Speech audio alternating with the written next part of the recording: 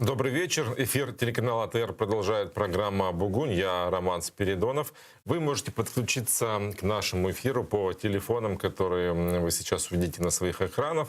Нам можно звонить по Вайберу и по Скайпу для того, чтобы задать вопросы гостям нашего эфира и высказать свое мнение о происходящих событиях в стране. Мы будем говорить о самых важных событиях этого дня оккупированного Крыма и материка. И начнем, конечно же, с главного политического события этого дня. Это принятие бюджета страны на следующий год. Доходы проекта государственного бюджета на 2021 год ко второму чтению увеличены на почти на 21 миллиард гривен.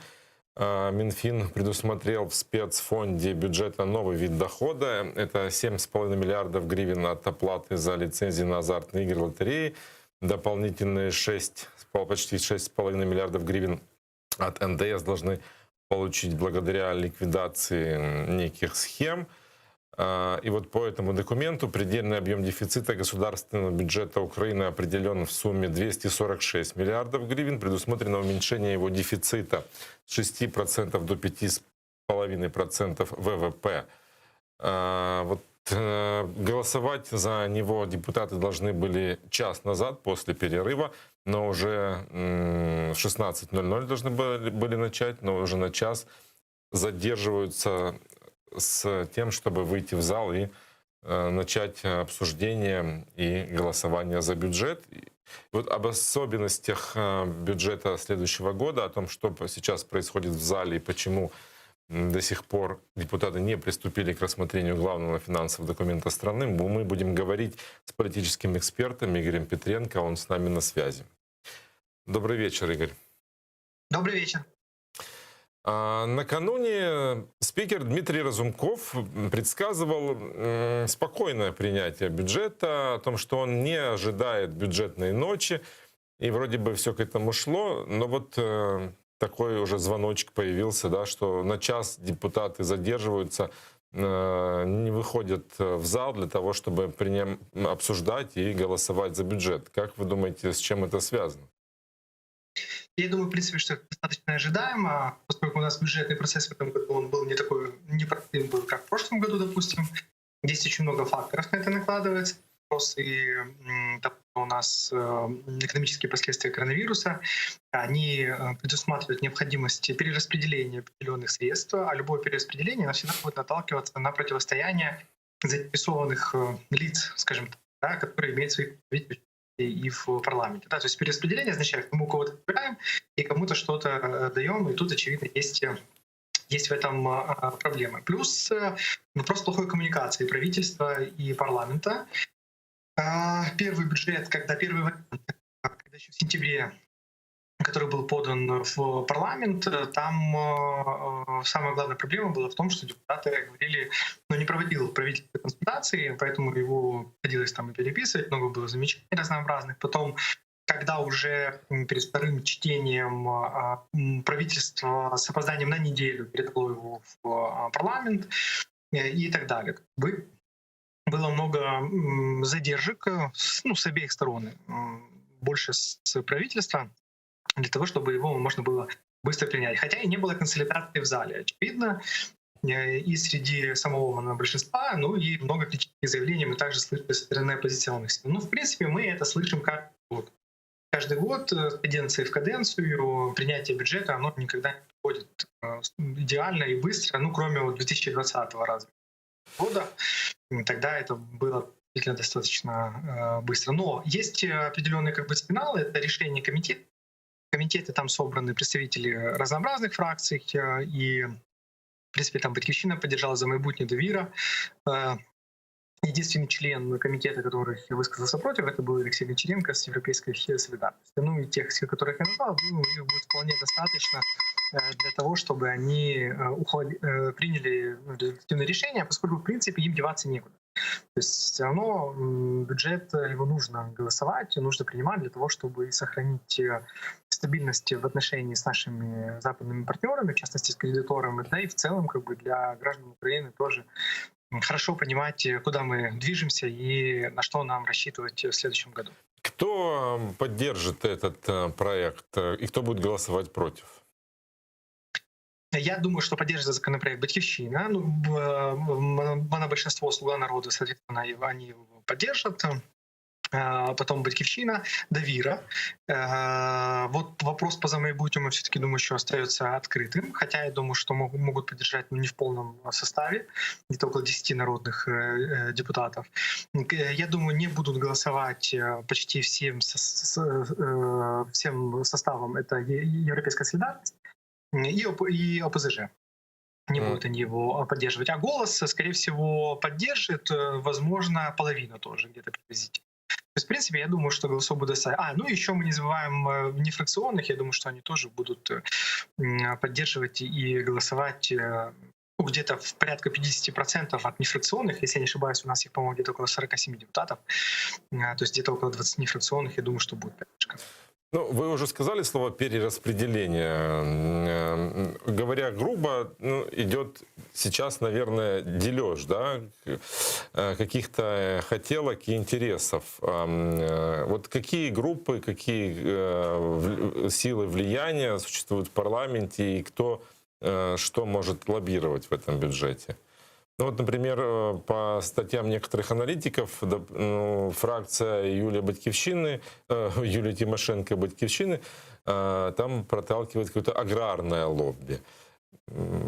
Можете рассказать? Ну, аграрное, наверное, это не столько «Батьківщина». Есть же у нас депутатская группа «Довіра». Депутатская группа «Довіра», она состоит из двух основных частей. Это часть людей, связанных с Юрием Косюком, аграрным олигархом, и с Андреем Веревским, так же самое аграрным олигархом. То есть у них есть своя группа, но я не исключаю, что есть какие-то, возможно, договоренности, сотрудничества и с другими политическими силами.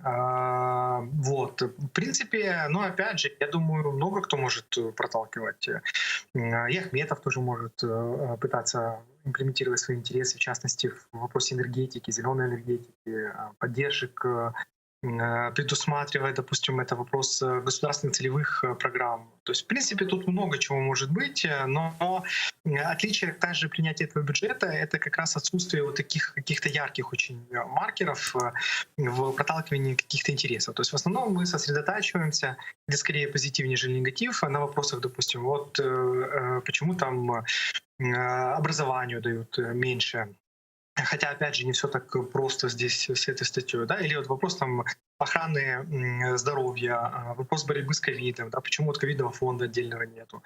Вот. Ну вот в таких как бы парадигмах больше идет вопрос, или почему там больше выделяют на оборонный сектор. Ну это одно из крыл, скажем так, вот ОПЗЖ, да, постоянно, что это не социально ориентированный бюджет, там, ну и все такие моменты. Хотя, ну на самом деле, страна, которая находится в войне, безусловно, сектор безопасности должен финансироваться на достаточном уровне. И на сегодняшний день бюджет вышел, и в частности, «Слуги народа» стояли эту позицию, на сектор безопасности почти 6% от ВВП. Это достаточно много, это не все, это Министерство обороны, конечно, это в полный комплект, но все же это самый большой уровень финансирования за все прошлые годы. Также, в принципе, увеличено на финансирование Министерства охраны здоровья, там десятки также миллиардов больше, и отдельно 19,4 миллиарда предусмотрено на борьбу с коронавирусом. То есть отдельного фонда не будет, но в рамках финансирования именно этого министерства они предусмотрены. Вот, поэтому, в принципе, да, конечно, критики есть много, и любой бюджет он будет критиковаться, но, опять же, мы должны понимать, что бюджет — это не что-то такое, это не константа. То есть бюджет, его нужно принять, но его потом можно корректировать, можно вносить изменения, и нужно это делать. И давайте вспомним этот бюджет, как он корректировался, исходя из ситуации с коронавирусом, ее развития и так далее. И в прошлые года это постоянно, в принципе, делается. И плюс мы должны понимать, да, что основные показатели не будут меняться однозначно, поскольку они уже согласованы с нашими кредиторами, а нужно понимать, что да, этот бюджет, в частности, предусматривает то, что мы должны получать поддержку. И уже есть те позитивные вещи, это и 1,2 миллиарда, которые мы должны получить от Европейского Союза, Уже 600 миллионов мы вот получили, должны получить в ближайшее время. Остальные 600 они привязаны к выполнению определенных обязательств, которые брала Украина, в частности, это реформа юстиции, структурные реформы и так далее. И это 640 миллионов также на инфраструктурные проекты, которые мы будем получать от Европейского банка реконструкции и развития. Также позитивно пока идут переговоры с Международным валютным фондом. Это о изменении, продлении программы. И это важно, поскольку, да, дефицит бюджета, он есть, он существенный, хотя немногим меньше, нежели в прошлом году на самом деле. Если смотреть от ВВП, это 5,5%, а в прошлом, по-моему, было 6%. Так что, в принципе, не самый как бы критичный. Ну, учитывая как бы сложный год и то, что многие страны, они, столкнувшись с коронавирусом, должны были пересматривать и вопрос как бы дефицита своего бюджета. Та же Польша, допустим, 20 лет живет с дефицитом, нет ничего как бы страшного. Главная задача — это уметь и иметь возможность обслуживать свои кредиты. Вот это самая главная как бы задача для страны. К нашему разговору сейчас подключится Павел Кухта, экономист и исполняющий обязанности главы Министерства экономики Украины. Добрый вечер, Павел. Как вы в целом оцениваете проект бюджета на следующий год? Смотрите, проект бюджета проблемный. В следующем году нас ждет очередной бюджетный кризис из-за этого бюджета. В бюджете, с одной стороны, завышена доходная база. Там уже было не очень реалистично. Сейчас ее немножко подожду, чтобы снизить дефицит бюджета, который туда заложен. Дефицит бюджета высокий. 5,5% ВВП — это много. Это тяжело финансировать. Это на следующий год где-то порядка 8-9 миллиардов долларов будет. Соответственно, бюджет будет тяжело выполнять. Таможня, если видели, например, вчера на бюджетный комитет прямо написала, что они не согласны с прогнозом, который они там должны выполнить по этому бюджету, и предполагают, что они выполнить его не смогут. Да, ну вот вам первый звоночек. Что будет, скорее всего, мы будем очень сильно зависимы от внешних кредиторов с этим бюджетом. Да? То есть единственная возможность его нормально выполнять будет — это очень четко сотрудничать с МВФ и максимально плотно работать с зарубежом, да, максимально привлекать туда деньги. Если в этом процессе будет сбой, то у нас будут большие проблемы с выполнением бюджета и все связанные с этим кризисные вещи. Скорее всего, определенное снижение темпов роста экономики и, может быть, уже политические последствия там, в виде какой-то такой кризисной политической ситуации. Скорее всего, так и случится. Почему? Потому что сейчас, по сути, нам возможность дали деньги перекрыть ныне бюджетный кризис. Вот на прошлой неделе нам ЕС дал 600 миллионов, Мировой банк 300, и мы 600 взяли с... Да, Игорь уже говорил об этих деньгах, но насколько они меняют ситуацию? Будет ли это потрачено на покрытие дефицита этого года? Игорь, вот ваше мнение. Это все на этот год. Они облегчают прохождение конца года сейчас. То есть у нас очень жесткий достаточно бюджетный кризис, такая внезапная встряска была последние 2 месяца. С 9 ноября казначейство там не проплачивало СПОЖек, это очень нетипично, это было ненормально. Ну и, в общем, они нам этим облегчили. Ну, как минимум, гарантированно там пенсии и зарплаты заплатят, то есть такого не будет какого-то социального кризиса вследствие невыполнения бюджета. Но это имеет свою цену политическую, потому что целый ряд групп влияния, в общем-то, это восприняли как сигнал, что делать можно на что угодно, деньги все равно дадут. Соответственно, скорее всего, я ожидаю, что в следующем году будут попытки опять прокачать ситуацию. Поскольку достаточно шаткая там и власть, и фракция в парламенте монобольшинства, правительство просто слабое и политически, и с точки зрения компетенции. В общем-то, качать ситуацию легко, поэтому, скорее всего, ее качнут. Только ее качнут, у нас начнутся проблемы с кредиторами. Если у нас проблемы с кредиторами, выполнять такой бюджет будет очень сложно. Поэтому, в принципе, я рассчитываю на какие-то кризисные вещи в следующем году. Игорь, вы согласны с такой оценкой? Ну, определенные предпосылки, безусловно, есть, поскольку действительно здесь нужно согласиться, что мы зависимы, и этот бюджет, он будет, скажем так, его отличие в том, что он зависит от внешних кредиторов, но я более оптимистичен в этом вопросе. Я все-таки думаю, что мы сможем найти как бы согласие и понимание, и уже определенные как бы позитивные сигналы у нас есть. Там же заложены повышение минимальных заработных плат. И вот вы хотя бы говорите, что 5% с половиной дефицит – это высокий, но он же согласован и с Международным валютным фондом. Это же значит, что мы можем рассчитывать на поддержку международных кредитов, и это может и стабилизировать ситуацию, нет, разве? Ну, смотрите, международные кредиты же не приходят просто так без условий. Да? То есть, по сути, сейчас дали безусловно. Под плохой бюджет, ну, выполнили сейчас вот требования Венецианской комиссии, то есть восстановили антикоррупционную инфраструктуру, в принципе, хотя бы это выполнили. Но бюджет, по большому счету, плохой. То есть я, работая там в предыдущие годы еще, в предыдущем правительстве, перед этим у Гройсмана советником, могу сказать, что за такой бюджет бы денег не дали раньше. Да? То есть дали сейчас аванс. Выполнять будет его тяжело. Конечно, если кто-то бесплатно дает тебе бесконечное количество денег, выполнить можно любой бюджет. Но так в реальной жизни не бывает. Давать будут под условия, скорее всего. Если давать будут под условия, как только где-то условия будут не выполняться или срываться старые выполненные условия, денег давать не будут. Денег давать не будут, будет нечем финансировать бюджет.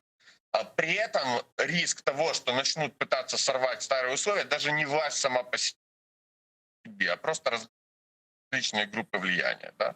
Группа Приват, там, группа Коломойского по Приватбанку, которые очевидно, там есть определенные конфликты интересов с программой МВФ. Другие группы, у которых другие конфликты интересов. В общем-то, политические какие-то разные силы, которым выгодно раскачать ситуацию. То есть, если у них это получится, будут проблемы. Неразрешимы ли это проблемы? Нет, они разрешимы. Но они разрешимы уже на уровне такой институционально-политической. Ну, или какое-то сильное правительство, способное там, эти проблемы решить, приструнить внутренние силы, там, договориться с внешними кредиторами, например. Да? Или какие-то уже политические последствия. Да? То есть просто в нынешней конфигурации, если будет действительно серьезная встряска, она не решится, потому что как минимум правительство слишком слабое и политически, и с точки зрения компетенции, чтобы его решить. То есть или это какое-то уже другое сильное правительство по составу, или что-то должно поменяться. Игорь, как вы оцениваете, может ли такая ситуация с бюджетом привести к смене правительства? Пока глобально о смене правительства речь не идет. Речь идет о точечных изменениях. В частности, обговаривается вопрос, это министра энергетики. Там, кстати, Юрий Ветренко, один из кандидатов на этот пост. И, по-моему, сегодня должно быть собрание фракции «Слуги народа», где это должно обсуждаться. И еще у него приставка «вице-премьер». Это такая информация пока не проверенная. Нужно будет подождать, пока пройдет фракция. Министра образования будут, скорее всего, назначать. Хотя я сомневаюсь, что Шкарлет пройдет через парламент и получит необходимое количество голосов для утверждения. Есть в запасе там еще Ветренко. Он однофамилец, да, но не Юрий, а Андрей, заместитель министра образования. Потом еще несколько. Степанова не будут пока трогать, я думаю, так точно до окончания локдауна, второго уже там в конце января. Поэтому точечные изменения, скорее всего, будут, но, безусловно, они не смогут поменять в целом вопрос слабости правительства. Я здесь с Павлом согласен, поскольку правительство не может гарантировать, не может вовремя принимать, скажем так, решения, а потом еще и гарантировать их выполнение. Мы это видели на многих примерах, в частности, карантинные ограничения достаточно ярко продемонстрировали слабость государственных институций. Над этим, безусловно, нужно работать. Но пока еще есть возможности у нынешней власти, в частности, и у президента, и у монобольшинства, хотя оно, конечно, тоже сегментируется, но, скажем так, взять ситуацию в руки и придерживаться тех обязательств, которые брали в рамках сотрудничества с нашими кредиторами. И в том числе я тоже выступал, конечно же, за переформатирование правительства, с тем, чтобы его усиливать. И экономический блок — это в первую очередь то, что нужно было бы менять, но не только на самом деле. Вопросов достаточно именно много. Но пока, я думаю, нету такой воли к этому. Точные изменения, да, они будут, но, опять же, они глобально не повлияют на работу самого правительства. Плюс и много задач и по обязательствам ложится на парламент. Парламент должен принять достаточно много законопроектов, а, насколько мы понимаем, парламент не заработает раньше 25 января. То есть тоже есть определенные нюансы. В комитетах они, конечно, могут там работать, но, опять же, это не результативное голосование, не то, что можно уже положить на стол перед нашими кредиторами и сказать: вот, смотрите, мы выполнили. 6% ВВП на силовой блок, и, насколько я понимаю, это большая часть идет даже не на Министерство обороны, а на полицию, Генпрокуратуру. Насколько оправдано увеличение такое силового блока этого? Павел, давайте с вас начнем. Смотрите, 6% ВВП, большая часть, порядка 4, все-таки идет на оборону. Это напрямую вооруженные силы Украины, плюс разные структуры, которые их поддерживают. Там Главное управление разведки, пограничники, часть Нацгвардии, то есть, на самом деле, большая часть на оборону. Но вы правы в том смысле, что там же сидит и финансирование полиции, да, которая непосредственно к обороне не имеет отношения. Но это всегда было некоторое лукавство с этим определением про сектор нацбезопасности и обороны. То есть теоретически 5% должно было бы выделяться именно на национальную оборону.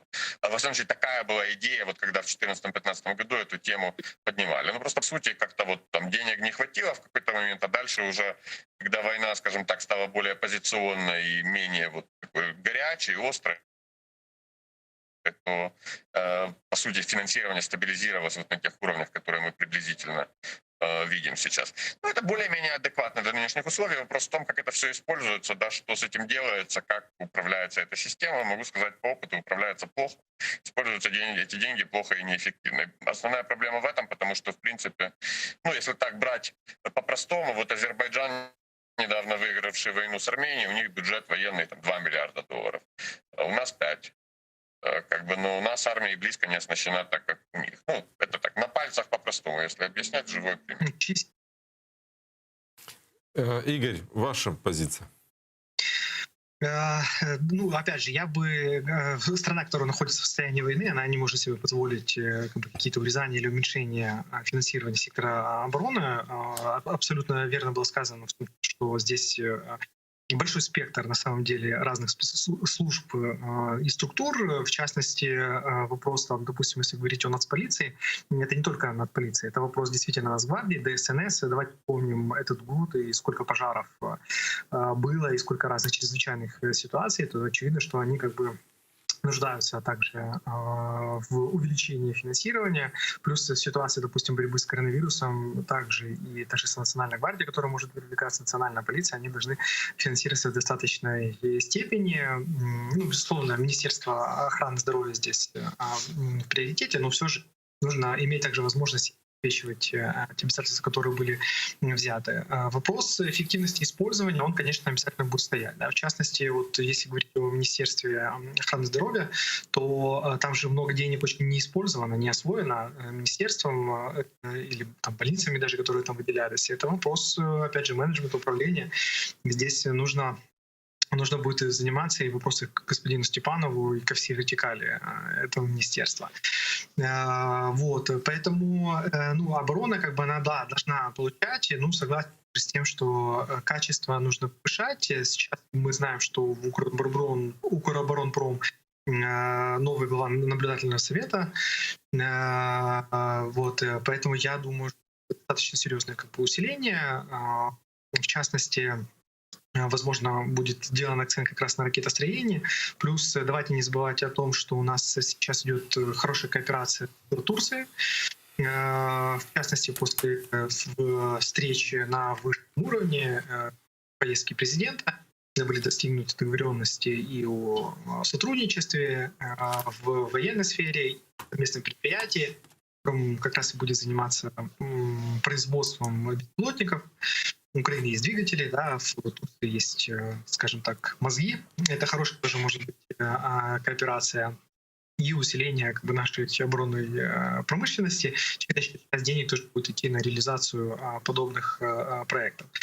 Поэтому, да, конечно, оппозиция говорит о том, что вот там социальную сферу не увеличивается, а вот вы там финансируете армию и так далее. Но я думаю, что в той ситуации, которая сейчас в Украине, как бы другого варианта здесь не может быть. И плюс надо учитывать, что все социальные обязательства, которые брало на себя государство, оно будет реализовывать. И об этом Павел также говорил, что деньги есть, и индексация будет обеспечена, и все выплаты, которые должны будут, они будут сделаны.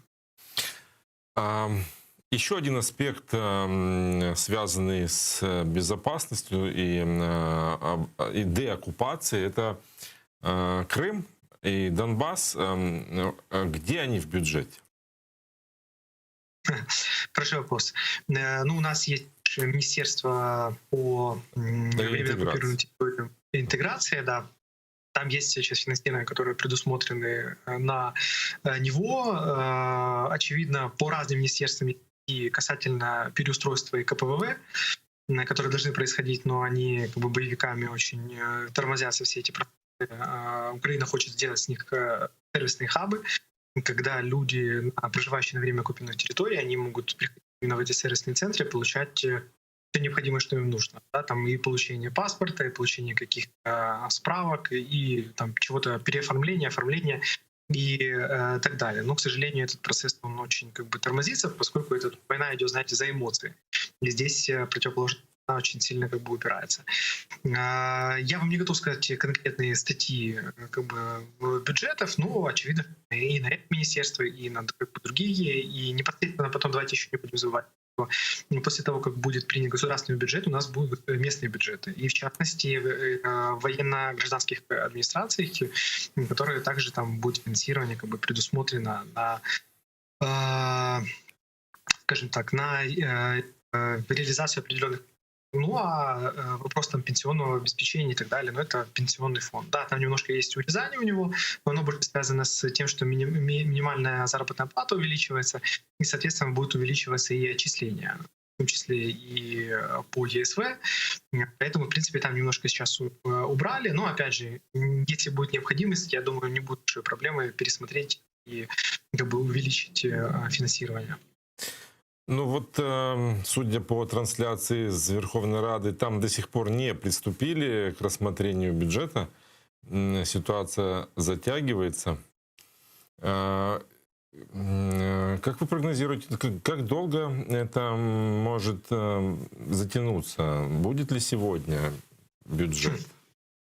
Знаете, в таких делах прогноз — это не очень неблагодарная штука на самом деле. Я думаю, что скорее да, чем нет. Все-таки уже то, что его вынесли на голосование, то, что есть решение комитета. Да, там, кстати, непростая задача для комитета согласовать. Все те правки, которые были до этого проголосованы, их нужно сбалансировать. Вот, поэтому здесь тоже может быть эта задержка. Но я все же думаю, что сегодня это решение должно.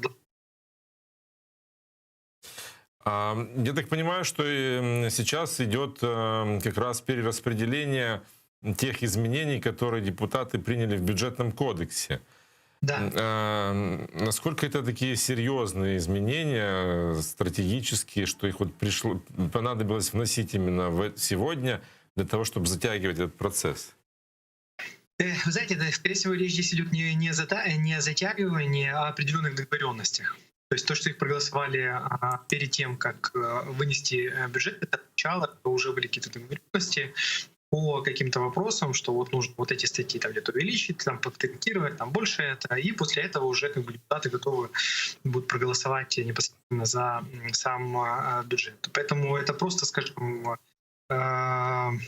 такой вопрос как бы договоренностей перед этим, не вопрос затягивания, поскольку там достаточно синхронно было голосование, достаточная поддержка как бы, тех решений, которые принимались. То есть если бы это было затягивание, то это, скорее всего, было бы пустое голосование с проваленными правками.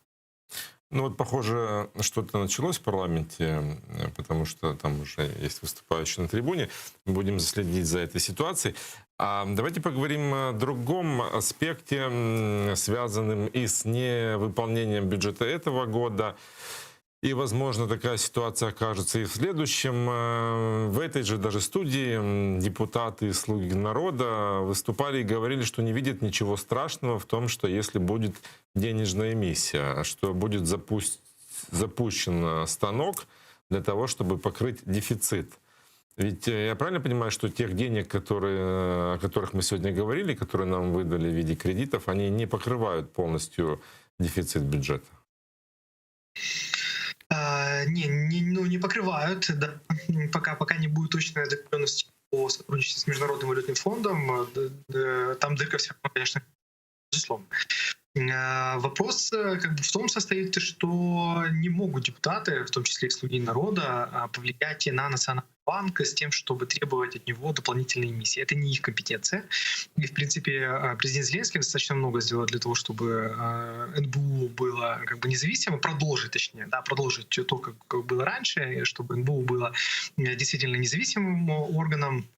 Вот, поэтому там есть управление, там есть, скажем, кому принимать решения, плюс опять это краеугольный камень в вопросе. К сожалению, у нас, по-моему, проблемы с интернетом, и Игорь Петренко отключился. Или вы меня... вы слышите меня? Да, у нас тут проблемы с интернетом, видимо, возникли.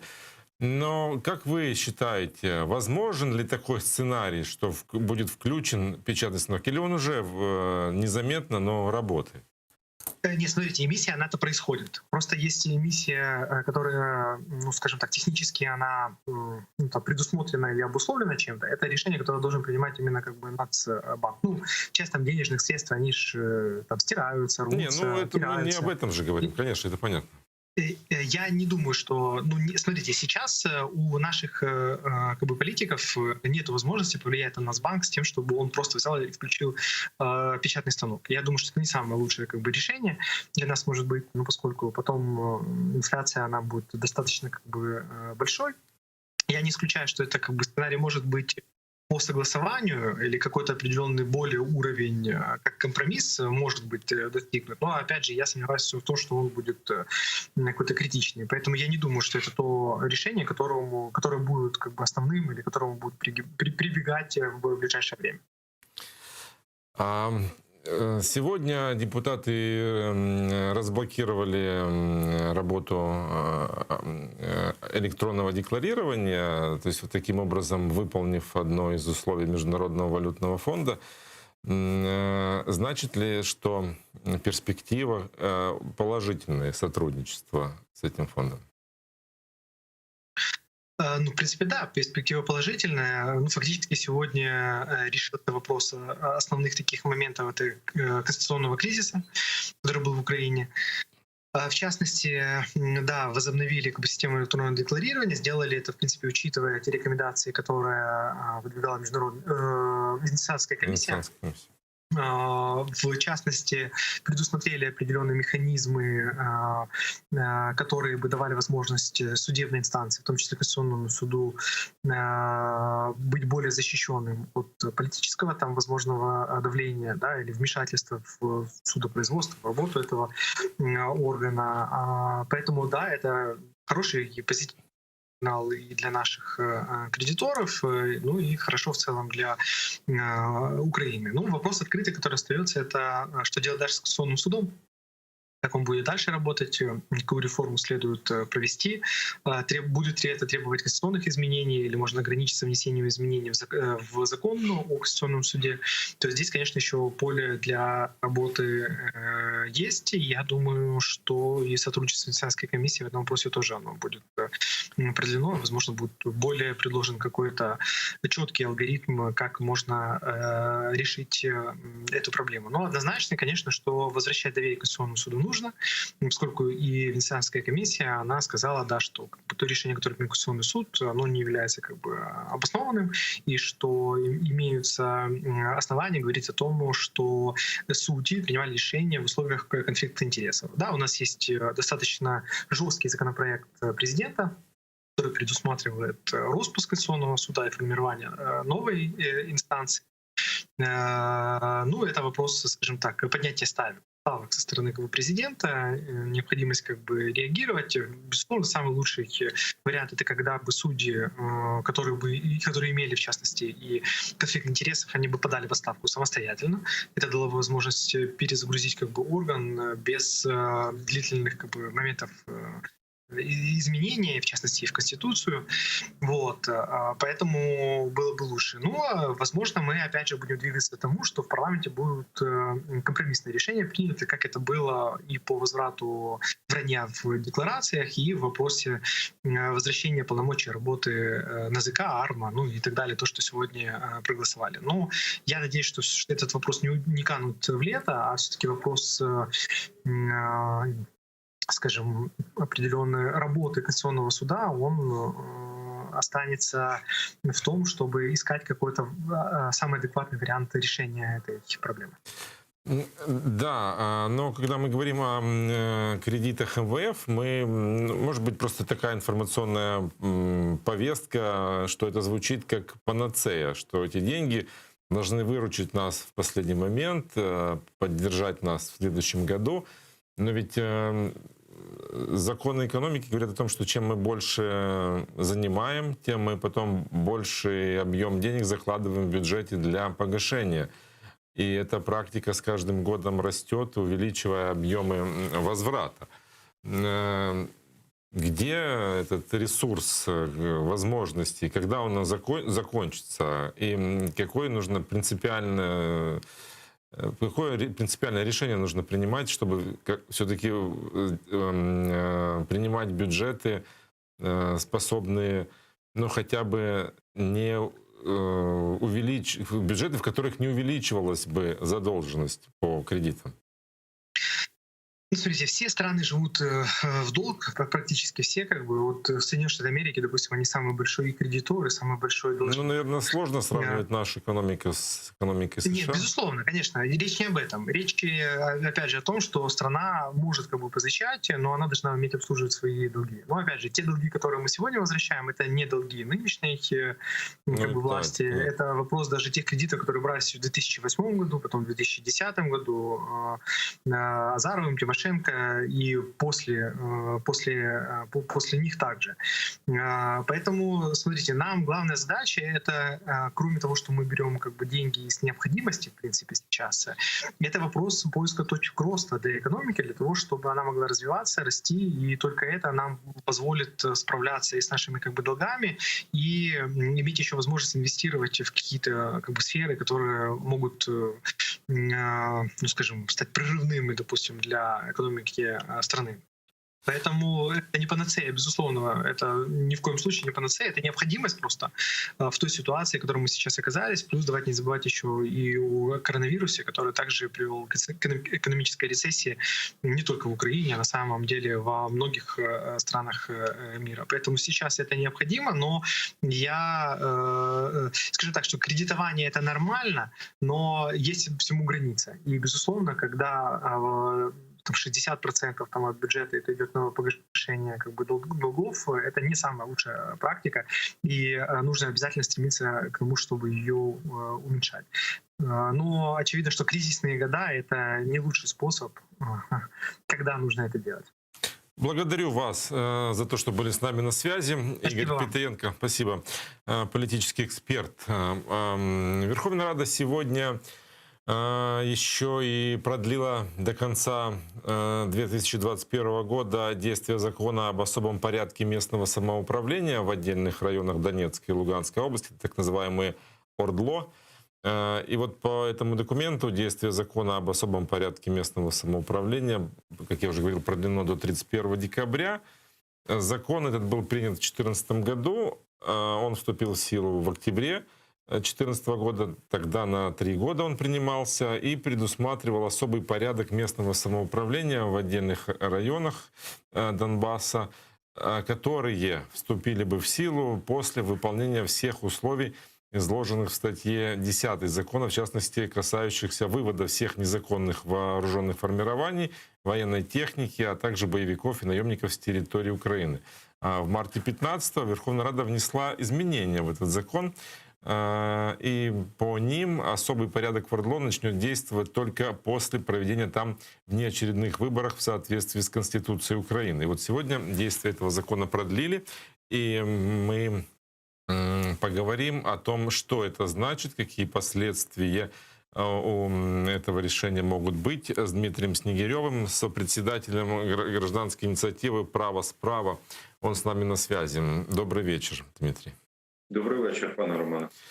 Ну, многие отзывались о сегодняшнем законе, который был продлен, о том, что это такое техническое решение, о том, что никаких ключевых изменений и ничего особого не изменилось в жизни нашей страны. Согласны ли вы с такой оценкой?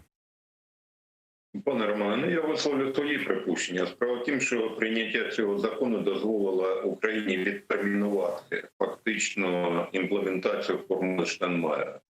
Я нагадаю, під час нормандських зустрічей українська сторона погодилася щодо імплементації формули Штайнмайєра політичне тіло України. Відповідно, підпис президента Зеленського говорив про те, що Україна бере на себе зобов'язання про політичне врегулювання власне військового конфлікту на сході України.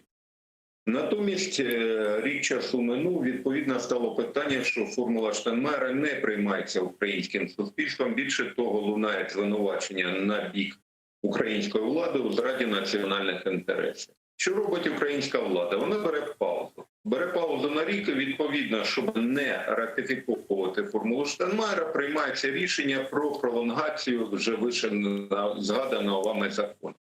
Тобто можемо говорити про те, що власне імплементація формули Штайнмайєра, як і інших положень нормандського формату, це ще рік часу. Тобто перемовини в нормандському форматі, в мінському форматі – це власне будуть перемовини заради самих перемовин. Жодного практичного результату вони не принесуть. І, власне, результати сьогоднішніх переговорів в тристоронній контактній групі чітке тому підтвердження. Жодних практичних результатів щодо обміну військовополонених, відкриття КПВВ та інших питань, навіть гуманітарні підгрупи.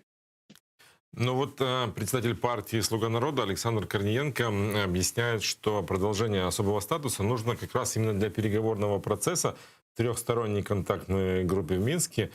Он сказал, что за год прошло продолжение статуса, многое произошло. И нормандская встреча в Париже, и расширение ТГК за счет украинских депутатов, а также всеобъемлющее перемирие, которое уменьшило количество потерь на фронте. Ведь, то есть это не только, скажем так, замораживание ситуации. Пане Романе, давайте, скажімо так, представимо іншу альтернативну точку зору. Той сталий характер перемир'я, про який розповідає українська влада, він відповідає в першу чергу потребам самої Російської Федерації. Я поясню, про що йде мова. Власне, Російській Федерації подібний сценарій дозволяє апелювати до країн Заходу щодо демонстрації своєї договороспроможності. Тобто будь-яка критика на адресу Російської Федерації, що вони не виконують чи не впливають на квазі-утворення в моменті реалізації Мінських домовленостей, нівелюється фактом сталого перемир'я. Якщо це досягнення, то так, це досягнення. Але Російська Федерація тепер має всі підстави апелювати до країн Заходу щодо скасування економічних санкцій, як мінімум послаблення їхнього режиму. Друге питання, яке було вирішено, власне, під час нормандської зустрічі, які більш-менш було ратифіковано сторонами конфлікту, це обмін військовополоненими. Так, частково вдалося провести обміни, але менше з тим наразі в полоні бойовиків перебуває 251 особа. І я ще раз повторюю, сьогодні перемовини щодо, власне, обміну до Нового року зайшли в глухий кут. Відповідно, постає питання, які ще положення нормандської підгрупи були виконані. Та жодних.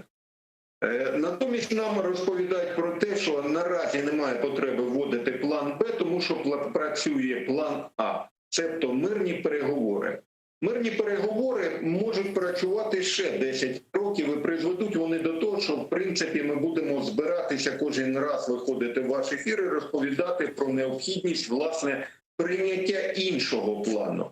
Але чи зрушить це питання з місця? План Б, давайте називати речі своїми іменами, про які говорить українська сторона, який, до речі, так і є, і був прийнятий ще рік тому, це, власне, вихід України з Мінської підгрупи. Ще рік тому міністр закордонних справ України говорив про те, що прийняття плану Б залежить виключно від політичної волі першої посадової особи, себто президента України. Натомість, якщо наразі лунають заяви про те, що план Б нам немає потреби вводити, висновки робимо самі. Так, а про план Б, по-моему, никто толком и не знает, что это такое. План Б чітко був окреслений я ще раз підкреслюю, рік тому в заявах міністра закордонних справ України, який заявив про те, що план Б – це фактично стіна між Україною і так званими республіками. Тобто тоді вже чітко було заявлено, що власне таке план Б. І причому заявлялося про те, що от якраз рік часу і брався як момент імплементації нормандських домовленостей.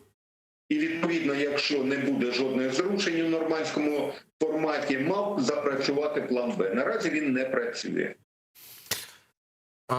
Давайте поговорим еще об одной составляющей конфликта. Это финансирование нашего силового комплекса. Это 6% ВВП.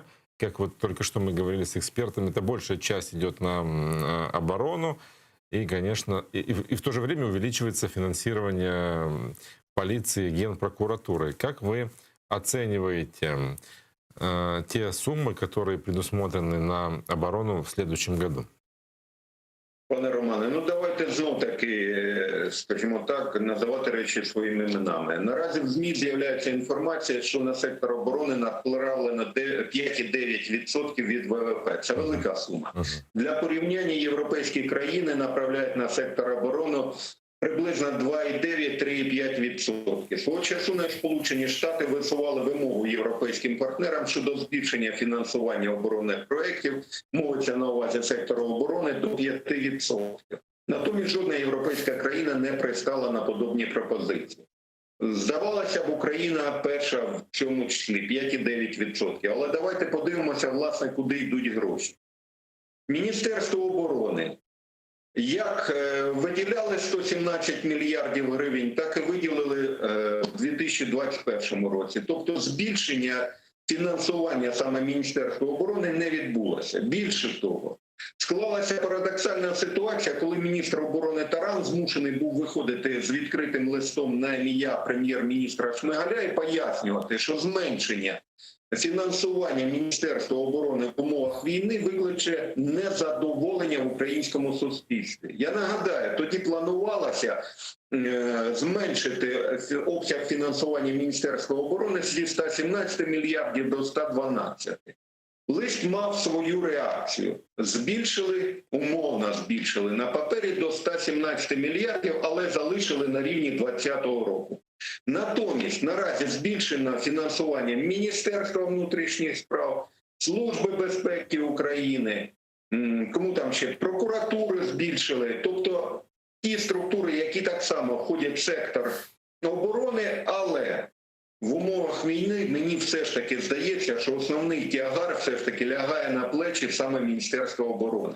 І тут ще один показовий момент, пане Романе. Якщо ми подивимося, куди підуть гроші, то лише 22 мільярда з цих 117 буде направлено на переоснащення і модернізацію Збройних сил України. В той час, як в російському бюджеті на 2021-2022 рік закладена сума приблизно 9,3 трильйона рублів. Так от росіяни направлять приблизно 2/3 цього оборонного бюджету на закупівлю новітньої техніки. А у нас 22 мільярда.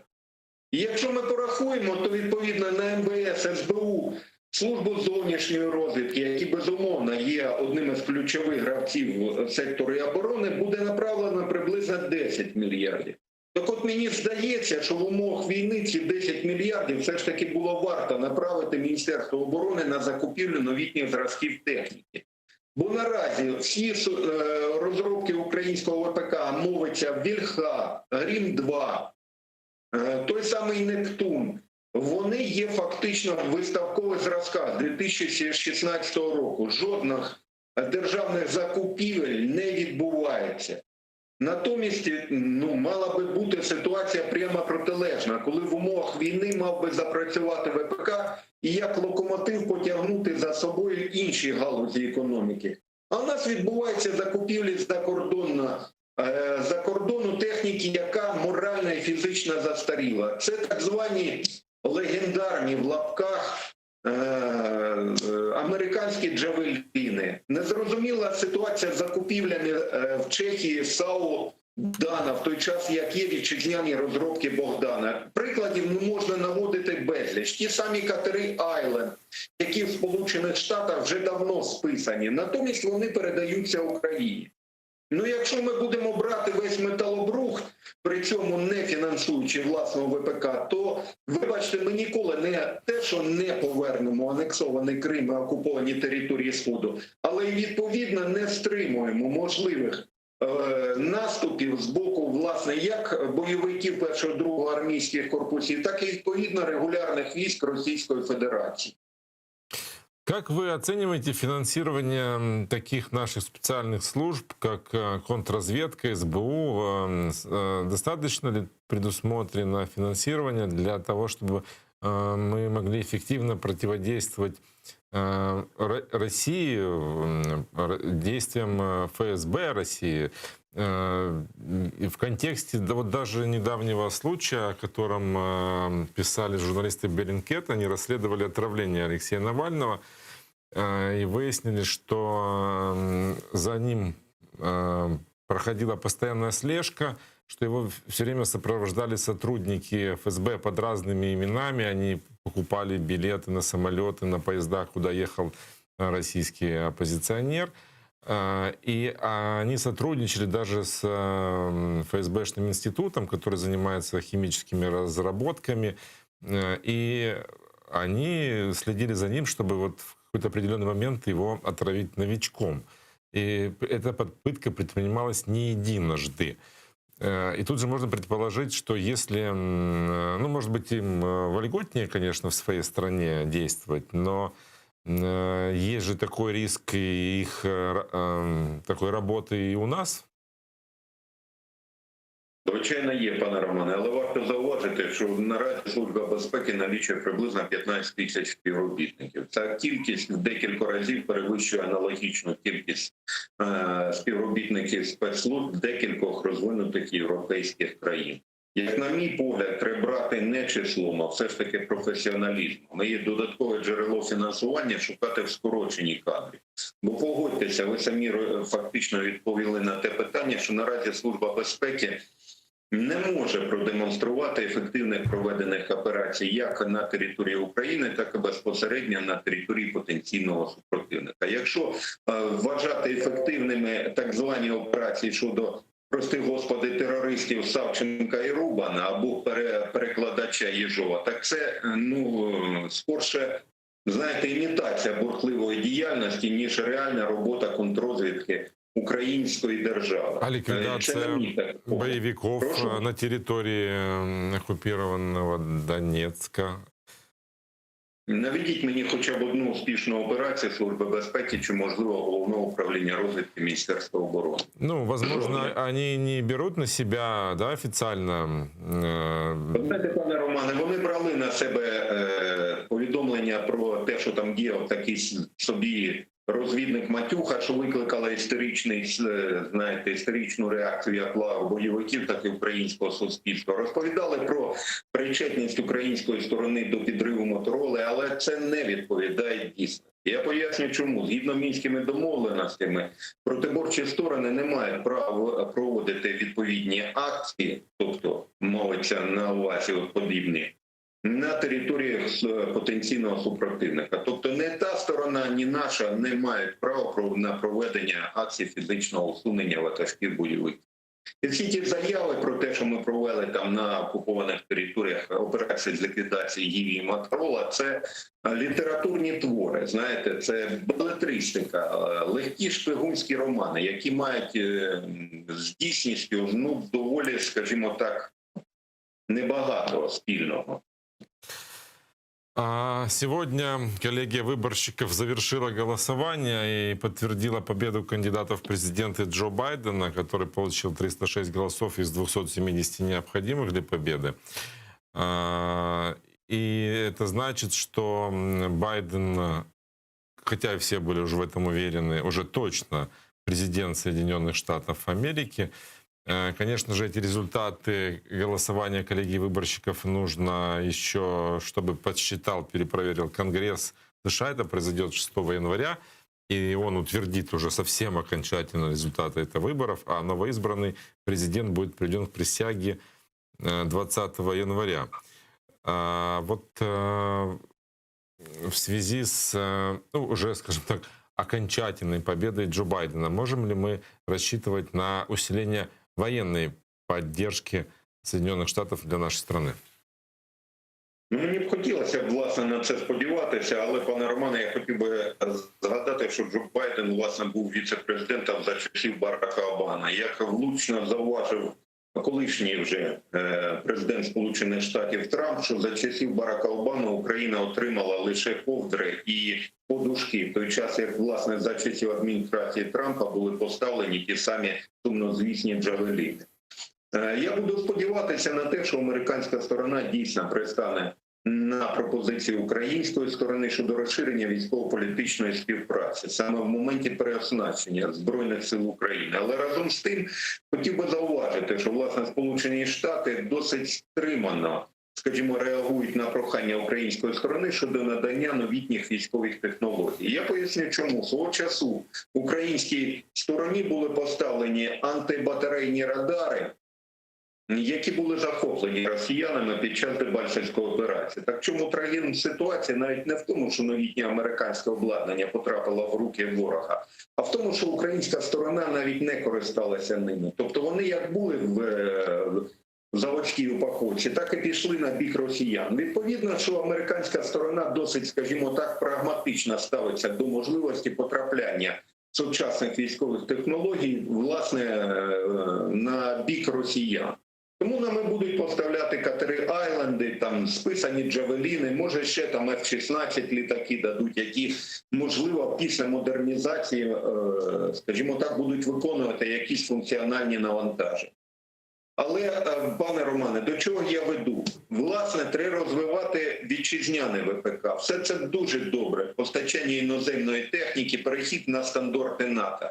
Але до тих пір, поки не запрацює вітчизняне ВПК, яке створить додаткові робочі місця і дасть надходження в бюджет, ми ще довго будемо розповідати про можливість постачання, чи то неможливість постачання летальної зброї країнами Заходу. Порятунок потопаючого – це справа рук самих потопаючих.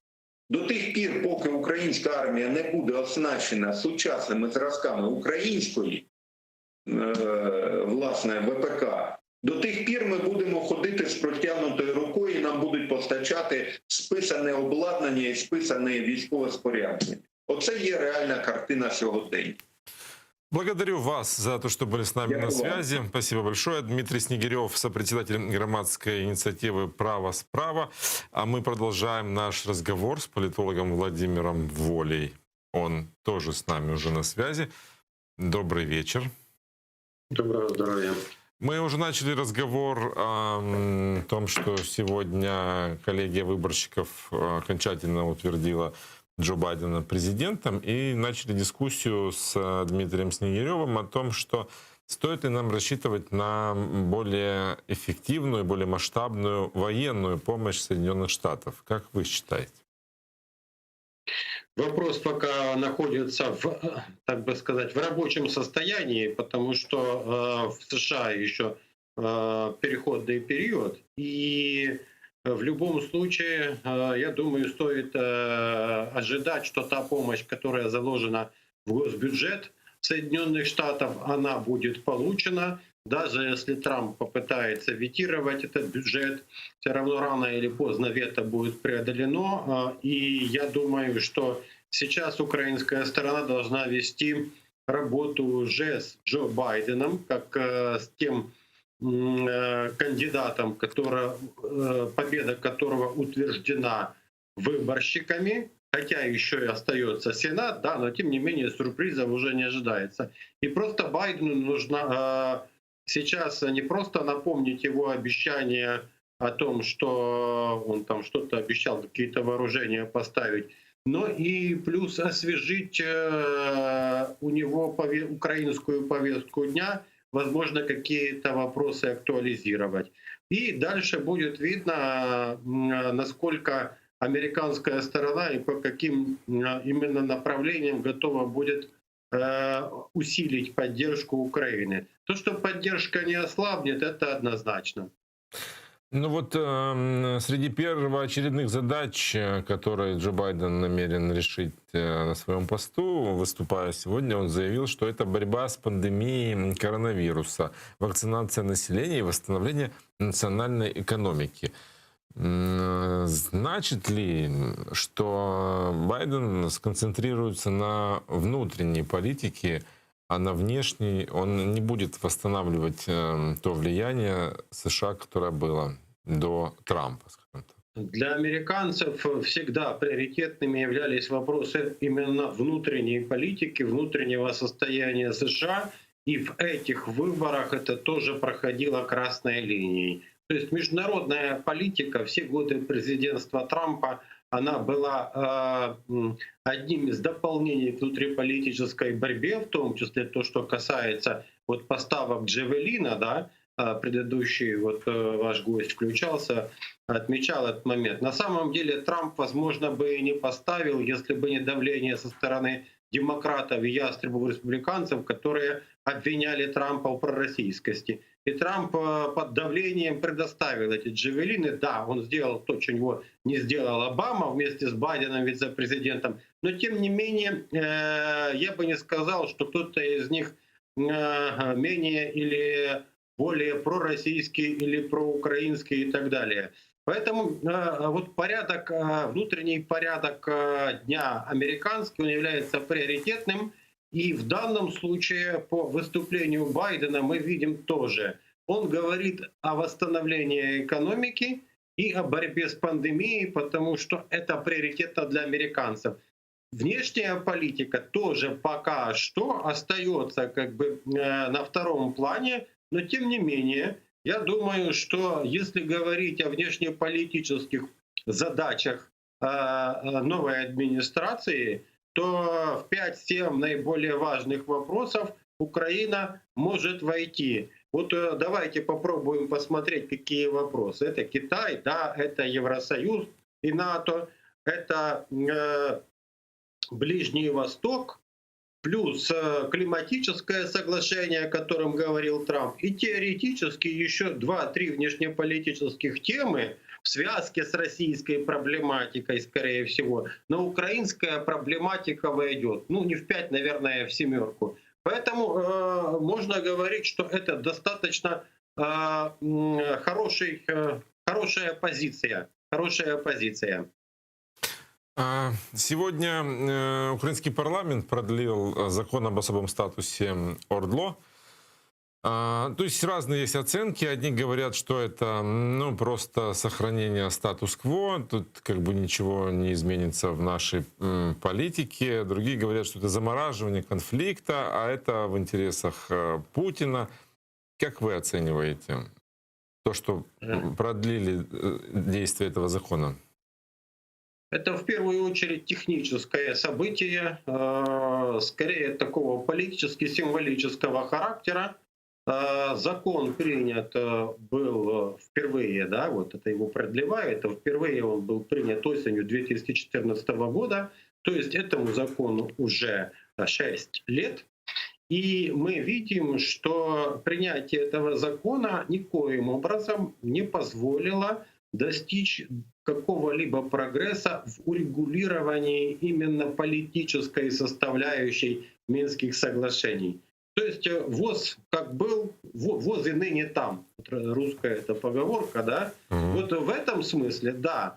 Если говорить о том, на что влияет продление этого закона, ни на что не влияет, кроме вот как бы обеспечивается чисто символически некоторый месседж, что Украина не отказывается от переговоров и не отказывается от уже сделанного, то есть пройденного пути. Я видел сегодня замечание относительно того, что Россия в случае непролонгации закона Россия будет обвинять Украину, ну так она и так обвиняет, слушайте, она и сейчас обвиняет. С точки зрения политического урегулирования Россия отвергает этот закон, говорит, что она не соответствует там каким-то положениям уважения Минских соглашений.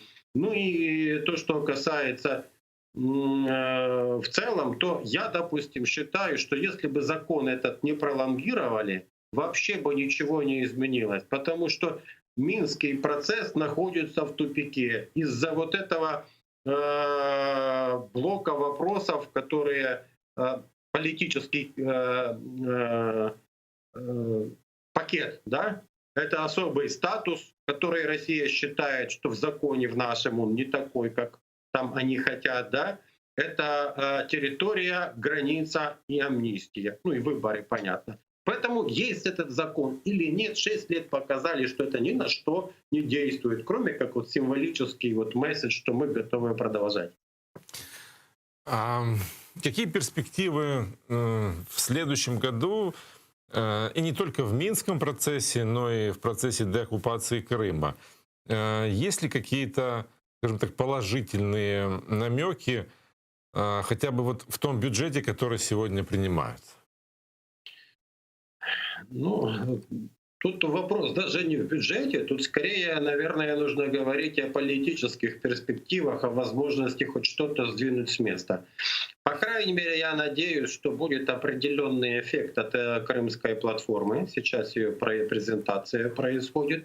То есть в следующем году гипотетически мы можем увидеть уже некий форум, то есть некое собрание в режиме реального времени, то есть непосредственно, да, не по видеосвязи, на котором будет обсуждаться крымская проблематика.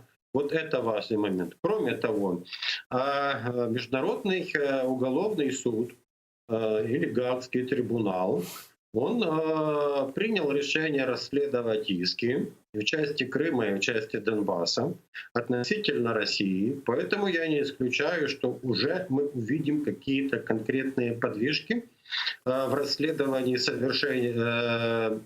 в совершении военных преступлений против человечества. Поэтому ожидать каких-то подвижек именно в возвращении полуострова не стоит. И то, что касается Донбасса, то тоже тупик, который был последние 4, где-то даже 5 лет, он остается и будет пока что. Сейчас, наверное, украинская сторона должна, украинская власть должна сменить экспертов и попытаться найти новое видение относительно вот того, что делать с Донбассом. Потому что 6 лет существования Минских соглашений, если 6 это если брать первые Минские соглашения, скоро будет и вторым Минским соглашением, они показали способность урегулировать только какие-то тактические вопросы, но в стратегическом плане это тупик. Поэтому сейчас нужно новое видение, новый взгляд и понимание того, что можно сделать, не столько привязываясь к Минским соглашениям, а что можно предложить реально работающее и реально возможно работающее, лучше так, да, вместо Минских соглашений такое, чтобы была довольно высокая вероятность, что Россия тоже это воспримет. Или же еще варианты. А что это может быть? Вот достаточно непростой вопрос, но тем не менее с Россией или без Украины нужно попытаться этот вопрос урегулировать. Вернее, даже не столько с Россией без, сколько с той или иной степенью согласия России на те или иные мероприятия. Пока что я вижу, что новых идей нету.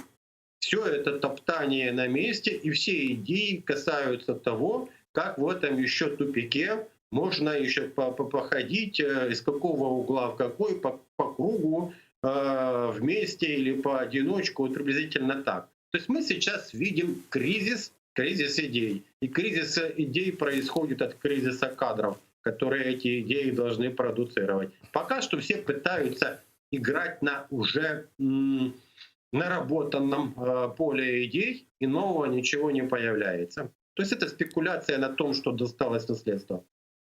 Ну, так это происходит, как вы правильно говорите, с самого начала. И генерация этих идей происходит постоянно, но они все не срабатывают. Ну да, Ведь на самом деле два ж пути всегда есть решения проблемы: дипломатический и военный.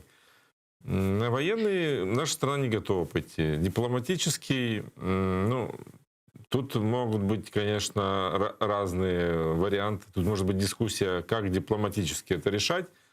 Но мы же всегда с вами говорим, что все зависит от России.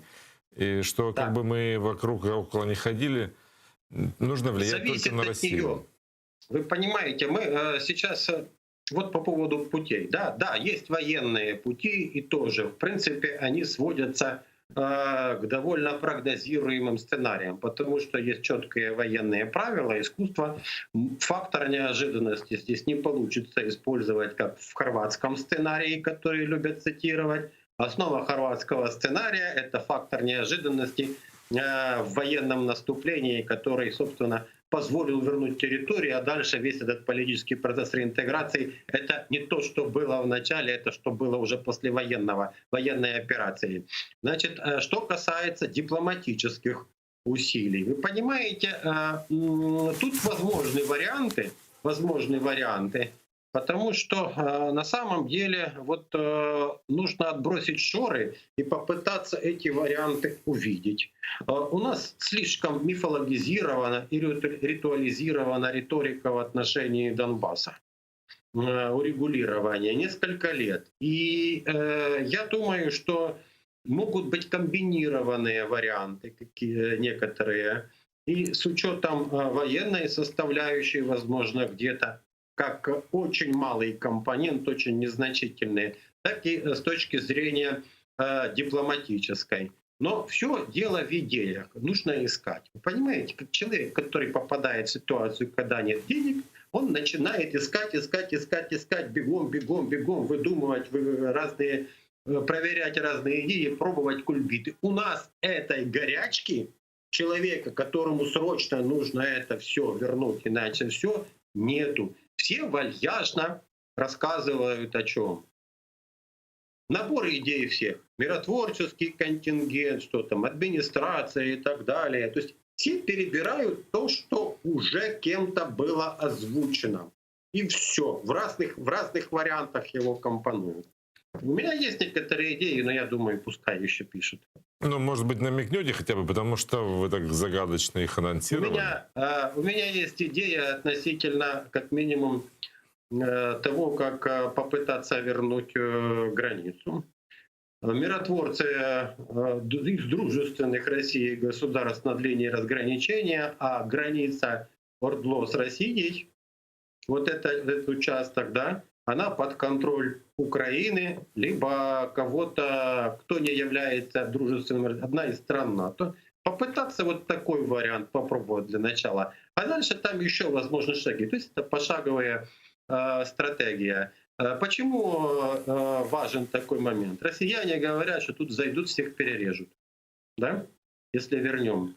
Ну, вот, пожалуйста, поставьте там Казахстан или кого, пускай они эту границу на линии, не вот эти подразделения, которые этих самопровозглашенных ЛНР, ДНР и наемники, да, а вот именно пускай миротворцы там стоят, какие, в каком количестве, белорусы, Лукашенко хочет, пускай поучаствует, да. А граница, украинский участок границы, вот 409 километров, там должен быть контроль для того, чтобы Россия с чистым сердцем могла сказать, мы больше ничего туда не поставляем. Ни люди не идут, ни техника, ни в одну сторону. И если Россия считает, что она посредник, а не участник, то вот этот шаг она должна сделать. Это будет выполнение одной из норм международного права, которая в части резолюции 3314 определения агрессии. Да? Вот если Россия согласится на закрытие границы, тогда да, меняется ситуация кардинально, и все становится понятно, четко.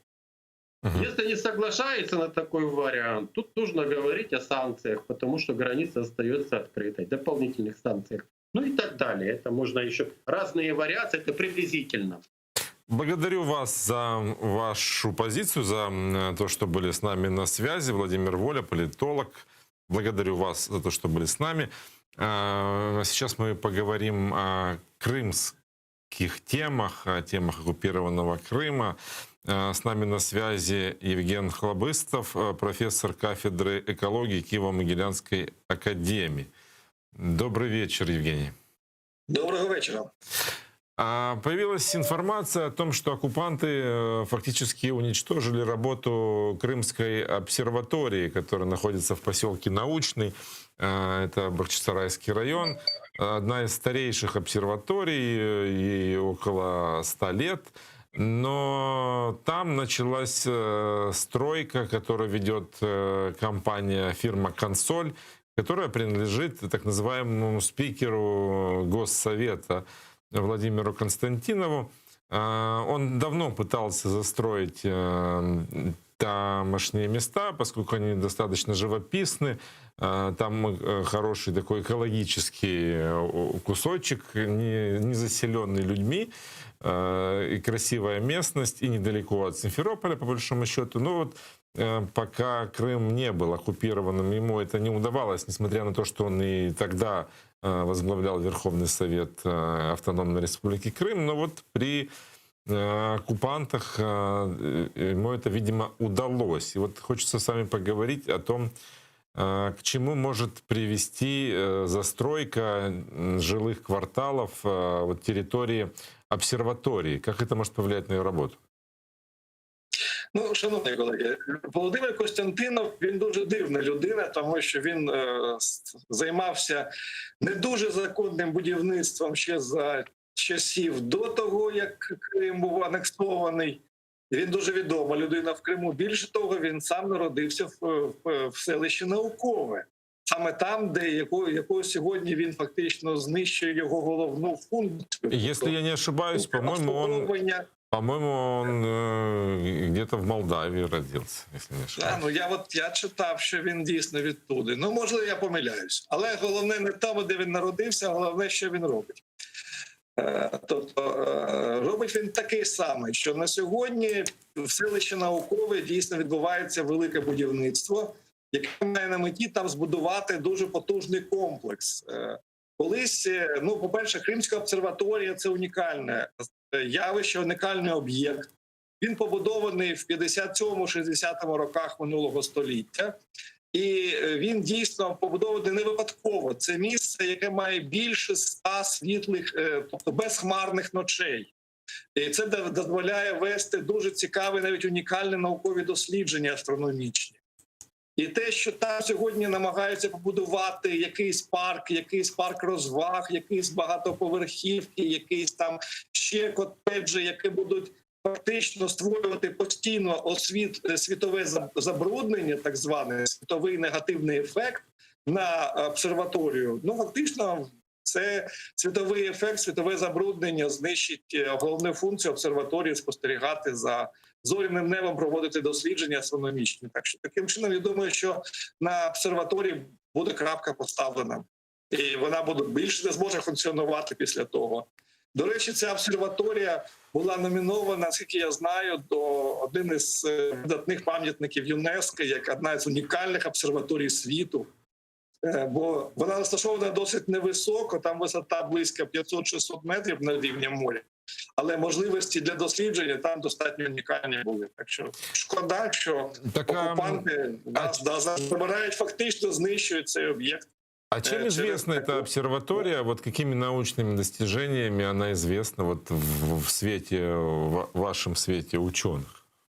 Ну, по-перше, я не є астрономом і астрофізиком. Тут краще, мабуть, до них звернутися. Але я твердо знаю, що обсерваторія Кримська, там було зроблено чимало видатних наукових робіт, досліджень, винаходів, які пов'язані саме з фізикою зоряного неба, з астрономічними, астрофізичними спостереженнями. Там є абсолютно унікальні телескопи, їх декілька, які мають міжнародне значення. І, на мою думку, фактично не дати можливості проводити наукові дослідження і функціонування обсерваторії через таку вигоду суто комерційну, суто того, щоб там забудувати це все якимись там розвагами чи котеджами, ну це якесь безглуздя повне. Так що шкода. Ну вот нам удалось уточнить, Владимир Константинов родом из села Владимировка. Владимировка – это Молдова. Ну добре. Це те, що з наукового я прочитав теж в інтернеті. Ну, видимо, у него там уже, наверное, тоже есть какие-то апартаменты. Можливо. Давайте попробуем оценить вообще экологическую ситуацию, в которой оказался полуостров из-за оккупации. Вот какие последствия, которые потом придется восстанавливать долгие годы и вкладывать огромные деньги, нужно будет устранять из-за российской оккупации? Ну там багато проблем буде. Ну, самое известное, это, конечно же, вода, да, это уже как бы все знают. Ну, вода, по-перше. По-друге, це заповідний фонд. Траса Таврида, яка пройшла через заповідні території, і це непоправний вже збиток, який там є. По-третє, це зміна господарювання і ґрунтів. Там, що сьогодні без традиційного зрошення, на сьогодні ми маємо опустелювання в степовій частині Криму, і це теж дуже великі проблеми з цим пов'язані. Проблеми пов'язані з флорою та фауною узбережжя, тому що на сьогодні ми не знаємо, що скидається, яким чином скидається, що там відбувається реально. Унікальний абсолютно об'єкт в морі, який ви знаєте, є такий заповідник, філофорне поле Зернова, яке теж фактично є досить унікальним явищем, природним явищем. І теж, наскільки нам відомо, воно сьогодні знаходиться в складному екологічному стані. Так що, направду, там ситуація сьогодні дуже складна. Про воду ми окремо говорили декілька разів, і про наслідки сьогоднішні для Криму. Так що я думаю, що насправді ми отримуємо в жахливому стані Крим і будемо багато вкладати своїх зусиль і для того, щоб відновити його хоча б до того рівня, який він був до анексії. Я не бачу сьогодні в сьогоднішніх окупаційних представниках влади Криму якоїсь потуги чи далекоглядності щодо майбутнього. Чисто сьогодні заробіток, сьогодні тут і зараз, а після нас хоч потоп. Ну все так спокійно, нормально. На жаль. Благодарю вас за то, что были с нами на связи. Я вам теж дякую. Спасибо вам большое. Евгений Хлобыстов, профессор кафедры экологии Киево-Могилянской академии, был с нами на связи. Мы продолжаем наш эфир, и сейчас к нашему разговору подключается Александр Краев, эксперт Совета внешней политики «Украинская призма». Добрый вечер. Так, добрый вечер вам. Мы уже сегодня начали разговор, связанный с еще одним доказательством подтверждения, что Джо Байден стал президентом. И хотим проанализировать все-таки, с чего он может начать. Стоит ли нам ожидать, что одни из первых его шагов будут связаны в том числе и с поддержкой Украины, как то усиление, может быть, военной помощи нашей стране, усиление санкций против России, в том даже контексте, что сегодня, выступая, он заявил, что его первоочередная задача – это борьба с пандемией, вакцинация населения и, в общем, внутренние такие проблемы. В принципі, тут дійсно основне питання взагалі, коли адміністрація Байдена зможе, в принципі, зайнятися міжнародними питаннями. Зрозуміло, що Байден міжнародній арені буде приділяти набагато більше уваги, ніж Трамп. Мається на увазі не просто уваги, а конкретно американської так званої великої стратегії. Себто створення нових союзів, посилення існуючих зв'язків, підтримка власних союзників і так далі. І дійсно, я би сказав, перші півроку нам дійсно не варто чекати жодної активності. Тому що потрібно розуміти, що так, вакцинація вже починається, але це лише початкові декілька мільйонів доз, а необхідно вакцинувати мінімум 60% населення. Паралельно у нас є Дональд Трамп, який уже породжує, ну скажімо, соціальну нестабільність. Уже цього тижня у нас були сутички на вулицях. Також ми маємо проблему з економікою, бо пандемія нанесла жахливий удар як американській, так і світовій економіці. І фактично перші 2 квартали 2021 року потрібно буде так чи інакше присвятити відновленню економіки.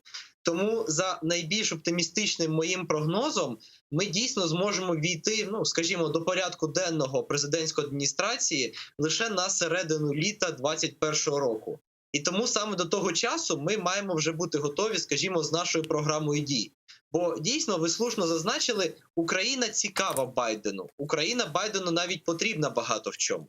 І щодо спротиву Росії, наскільки можна судити навіть з того ж оборонного бюджету США на 2021 рік, дійсно опір Росії є вагомою частиною зовнішньої стратегії США.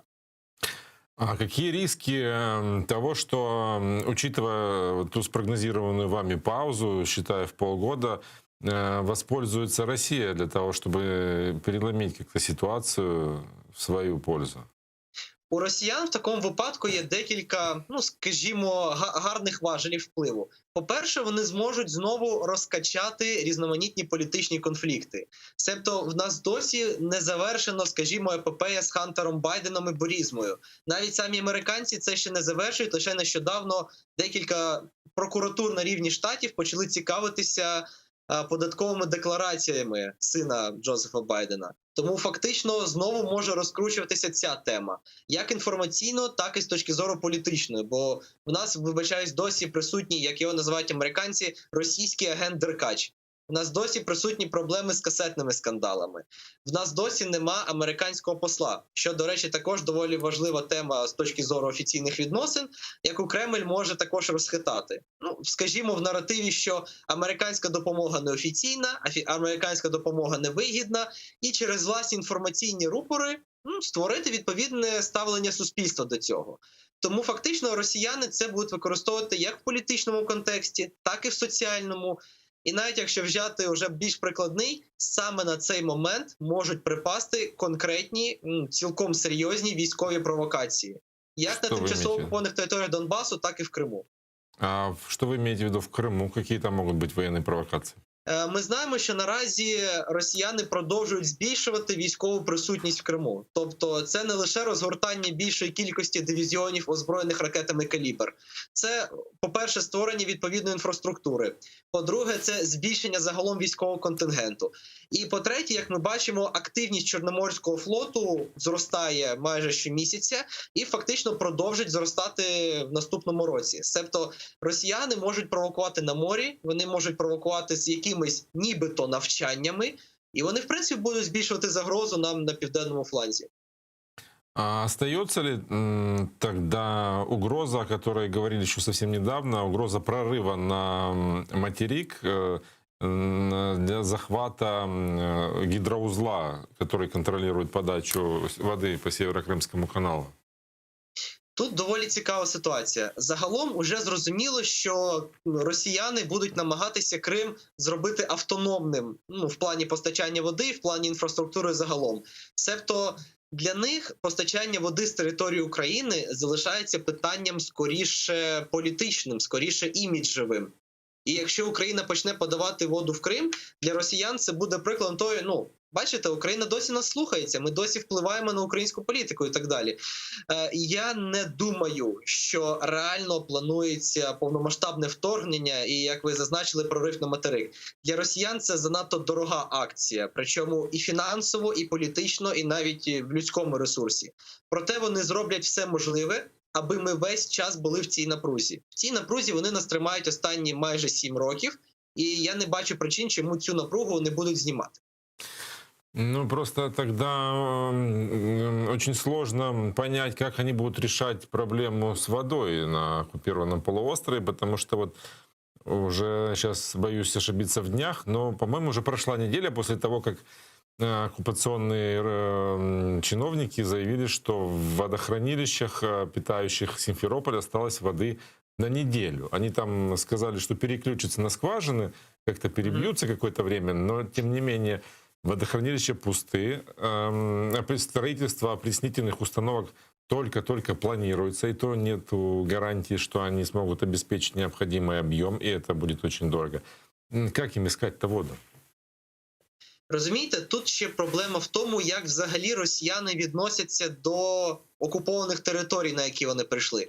Якщо ми подивимось, наприклад, Абхазії та Осетії, ми побачимо абсолютні руїни, ми побачимо розруху і ми побачимо повне наплювательство зі сторони окупаційної влади. Я боюся, що подібне ставлення окупанти можуть проявити і в Криму. Себто вони можуть продовжувати погрожувати проривом на материк, збільшувати свій військовий контингент і так далі. Проте постає просто питання із серії теорій ігор. Наскільки важливим для них буде забезпечення адекватного існування півострову Крим під окупацією власною, і наскільки вони готові заради цього ризикувати. Тобто треба розуміти, що Росія 2020-2021 року – це не Росія 2014-го. Вона вже загрузла у долгах, вона загрузла в проблемах, у неї набагато більше невирішених конфліктів. І будь-який новий такий прояв, він втричі, а то і в 4 рази дорожче буде, ніж подібні провокації в 2014 році. Тому мені важко вирішити за Кремль, але я не бачу для них можливості реально провести цю операцію. Но, тем не менее, решить проблему с водой хотя бы для своих военных объектов им необходимо, которые разрастаются там. Дійсно, це так. Проте в росіян, якщо дивитися на їх підхід до військових об'єктів, в них є доволі великий досвід функціонування експедиційних сил. І фактично в них налагоджена саме військова інфраструктура. Не будемо казати про цивільну, але з точки зору військової, якраз військові об'єкти росіяни будуть готові в це вкласти і гроші, і час, і ресурси, і спеціалістів. Тому, на жаль, для населення українського Криму будуть великі проблеми. В той час, як російські військові фактично будуть жирувати за рахунок залишкових ресурсів. І в цьому випадку, до речі, важливо помітити, що саме активність Сполучених Штатів в Чорному морі, бо саме Сполучені Штати є, скажімо так, форвардом в контексті безпеки в Чорноморському регіоні, саме з їх подачі уже Туреччина, Румунія і інші союзники починають діяти.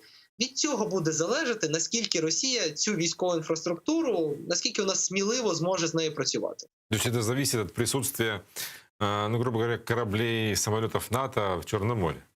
Грубо кажучи, так. І тут доволі позитивний момент, що саме в другій половині 2020 року ми бачимо загострення уваги до Чорноморського регіону як до стратегічної, навіть не тактичної, а стратегічної площини східного флангу НАТО.